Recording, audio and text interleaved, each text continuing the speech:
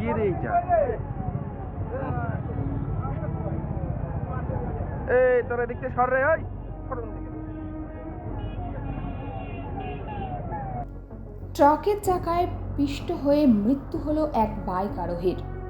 ঘটনায় শোকের ছায়া নেমে আসে এলাকা জুড়ে। ঘটনাটি ঘটেছে শনিবার ফাঁসিদেওয়ার বিধাননগরের 31 নম্বর জাতীয় সড়কে। ঘটনার খবর পেয়ে ঘটনাস্থলে পৌঁছায় বিধাননগর তদন্ত কেন্দ্রের পুলিশ। ঘটনাস্থলে পৌঁছে মৃতদেহ উদ্ধার করে ময়নাতদন্তের জন্য উত্তরবঙ্গ মেডিকেল কলেজ ও হাসপাতালে পাঠায়। ঘাতক ট্রাক ও দুর্ঘটনাগ্রস্ত বাইকটিকে উদ্ধার করে পুলিশ।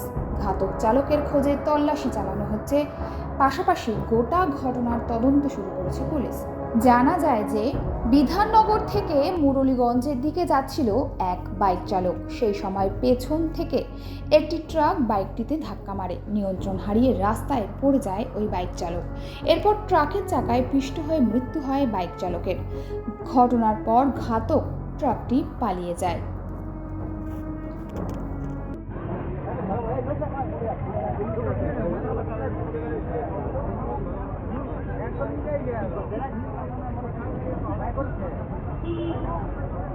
একদম